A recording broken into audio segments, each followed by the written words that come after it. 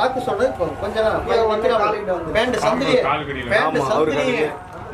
நான் வந்த தப்பு தான் அப்படின்னு நாகதோஷம், கேது தோஷம், காலசர்ப்ப தோஷம், புத்திர தோஷம், செவ்வாய் தோஷம், தார தோஷம், கலசர தோஷம், எந்த ஒரு தோஷமாக இருந்தாலும் பில்லி சூனியம் காத்து கருப்பு எவ்வித பிரச்சனைகளாக இருந்தாலும் ஞாயிற்றுக்கிழமை செவ்வாய்க்கிழமை வந்து விளக்கு போட்டு சாமி கும்பிட்டுட்டு 12 சுற்று ஆலயத்தை சுற்றி போனோம்னா அந்த பிரச்சனை சொல்லிருந்தேன். எனக்கு குழந்தை இல்லாதனால இங்கே வந்து எனக்கு குழந்தை பண்ணுறது ஆண் வாரிசு பையனை உருவாக்கி பெருசாக விரிவு பண்ணலாம். ஒரு கொட்டாய் போடலாம், ஒரு காரம் போடலாம், சாமி இன்னும் விரிவு பண்ணலாம், பக்தர்கள் வந்து உட்காந்து சாப்பிட்ற மாதிரி இட வசதி பண்ணலாம் அப்படின்னு நாங்கள் நினைக்கிறோம்.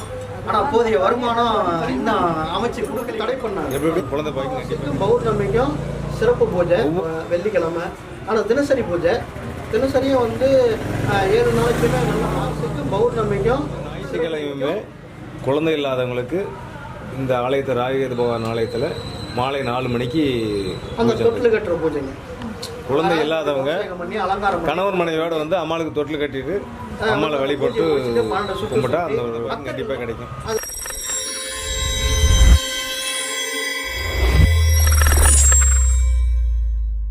மக்கள் நிறைய வருவாங்க. அதே மாதிரி வந்து பௌர்ணமி பார்த்தீங்கன்னா சிறப்பான பூஜை பண்ணீங்க. பௌர்ணமி தான் அதுக்கு உகந்தது. சிறப்பான அபிஷேகம் அலங்காரம் பண்ணி பூஜை முடிச்சுட்டு எல்லாத்துக்கும் அன்னதானம் பௌர்ணமியில். அது எல்லாம் கூட்டம் பார்த்தீங்கன்னா பயங்கரமாக அந்த பூஜையில் வந்து நிறக்க எல்லாமே கலந்துக்குவாங்க. இதுதான் அதனுடைய சிறப்புங்கும் போது அதுதான். அதே மாதிரி ஆடி அமாவாசை, ஆடி அமாவாசை ஆவணியில் தான் பண்டிகை. ஆடி அமாவாசையில் பார்த்தீங்கன்னா பயங்கரமான கூட்டம். சித்திரை ஒன்றும் அதே மாதிரி தான். இதில் கருநாள் இந்த டைம்லாம் பார்த்தீங்கன்னா போலீஸ் அவ்வளோ கட்டாயி கூட வருஷத்தில் 3 முறை பண்டிகை மாதிரியே இருக்குது. வருஷத்தில் 3 முறை பண்டிகை மாதிரியே இருக்குது. எந்த அளவுக்கு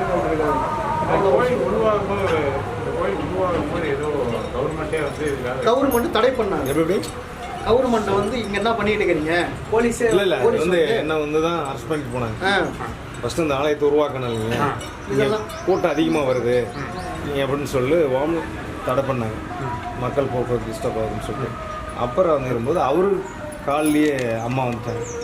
அவர் வரும்போது தான் அது செப்பலை கழட்டி விட்டு அவரும் வணங்கிட்டு வேணாம் இது மாதிரி மக்கள் இதுக்காக இருக்கட்டும் வேணாம் உடம்பு இதாகுது அவரே விட்டுட்டாங்க. சொல்றியா நான் பார்த்துக்கிறேன், நீ பாரியா ஒரு 5 நிமிஷம் ஒரு செகண்ட் என்ன பாரு கொஞ்ச நேரம் அப்படின்னு அந்த சாமிக்கு வாக்கு வந்து கரெக்டாக அவர் வாக்கு சொன்னது கொஞ்ச நேரம் பேண்ட் சந்திரியே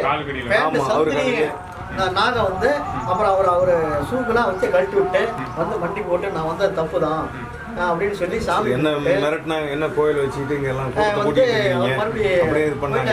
அப்புறம் மக்கள் அதிகம் கூட்டத்தை பார்த்துட்டு இந்த ராககேது பகவான் வந்ததுனால எனக்கு குழந்தை பாக்கியம் கிடச்சிருக்குதுங்க. நான் 17 வருஷம் வந்திருந்தேன், எனக்கு குழந்தை இல்லாதனால இங்கே வந்து எனக்கு குழந்தை பண்ணுறது ஆண் வாரிசு பையனை உருவாக்கிறதுன்னு சொல்லி அவங்க வந்து பெண்ணாகரம் தருமபுரி டிஸ்ட்ரிக்ட் பெண்ணாகரம் அவங்களே இன்ஸ்பெக்டர் சொன்னதுனால எனக்கு இது உண்மையான ஒரு சக்தி இருக்குது இங்கே, அதனால் வழிபடுங்க, நான் உங்களை யாரும் தொந்தரவு பண்ண மாட்டேன்னு அவங்களே சொல்லிட்டு போயிட்டாங்க. அதில் வந்து எந்த ஒரு பண்டிகை பண்டிகை அவங்களே வந்து நிறைய போலீஸ் போட்டு பண்டிகை அவங்களே எடுத்து பாதுகாப்பு இல்லை ஃபாரஸ்ட் ஆஃபீஸுக்கு நான் இந்த மரத்தை இடைஞ்சலாக பண்ண எல்லாம் பண்ணி கூட்டு போயிட்டாங்க ஃபாரஸ்ட் ஆஃபீஸ். இந்த மரம் பார்த்தீங்கன்னா இந்த புத்து பார்த்தீங்கன்னா இந்த புத்து கீழே முடிவிடுச்சு. அந்த இறக்கிறது இல்லைங்களா அப்போ இறக்கத்தொழில் இந்த மேலே தோக்குவோம். இந்த புத்து கீழே முடிவிடுச்சு. பேரே வந்து ஸ்ரீ புற்று நாகத்தம்மன் தான். ஸ்ரீ புற்று நாகத்தம்மன் அந்த நோட்டீஸ்லேயே இருக்கும் பாருங்க. வந்து அது ஒரு சில தடைகள் வந்தது கவர்மெண்ட் மூலயமா. அது இருந்தாலும் அப்புறம் அவங்களே உணர்ந்து சரி இவத்தை நம்ம இது தடை பண்ணக்கூடாது. மழையுமே வந்து பகுதியாக தான் இருக்கும். கீழே இறங்கி அம்மாள் வழிபட்டு மேலே இறங்கும். அதாவது பார்த்தீங்கன்னா இதோடைய சிறப்பு பார்த்தீங்கன்னா இப்போ நம்ம வந்து திருப்பதியில் போய் எப்படி கீழே இறங்கி சாமி கும்பிட்டுட்டு மேலே மறுபடியும் ஏறி வந்தோம்னா அந்த மாதிரி தான் இதோடைய சிறப்பு. வந்து வணங்கிட்டு போனா மேலதான் ஏறிடும். இதுல வந்து நாகதோஷம், கேது தோஷம், காலசர்ப்ப தோஷம், புத்திர தோஷம், செவ்வாய் தோஷம், தார தோஷம், கலசர தோஷம், எந்த ஒரு தோஷமா இருந்தாலும் பில்லி சூனியம் காத்து கருப்பு எவ்வித பிரச்சனைகளா இருந்தாலும் ஞாயிற்றுக்கிழமை செவ்வாய்க்கிழமை வந்து விளக்கு போட்டு சாமி கும்பிட்டுட்டு 12 சுற்று ஆலயத்தை சுற்றி போனோம்னா அந்த பிரச்சனைகள் தீரும். இதனுடைய ஐதீகமே அதுதாங்க. அதாவது திருமணம் பாக்கி இருக்கிறீங்க, நாகதோஷம் இருக்கும், கேது தோஷம் இருக்கும், கலசர தோஷம் இருக்கும்.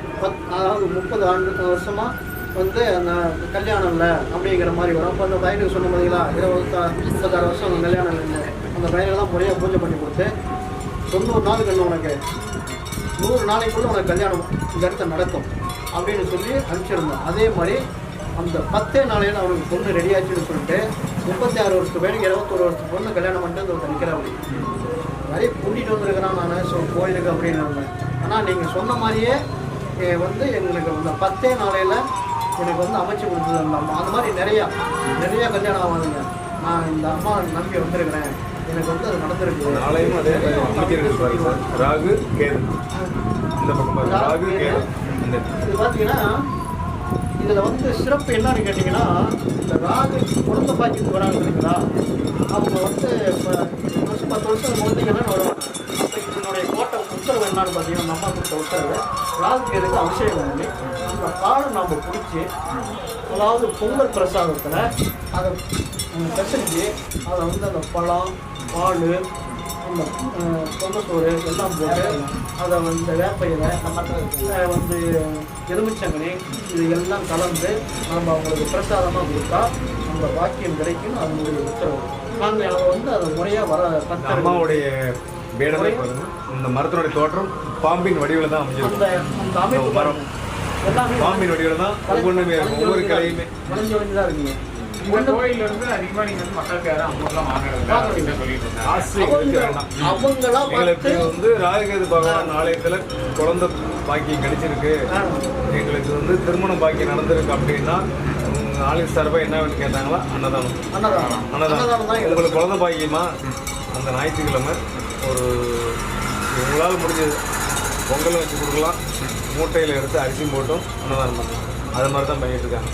இங்கே பூசரிக்கை காணிக்கும் எங்களுக்கு காணிக்கும் அவங்களாம் பார்த்து அந்த சாமிக்கு அந்த செலவுக்கு பண்ணுறதுக்கு அவங்களாம் பார்த்து அதனால் உருவானது தான் எவ்வளோ லட்சக்கணக்கான கூட்டங்கள் இந்த அம்மா வளர்ந்தது.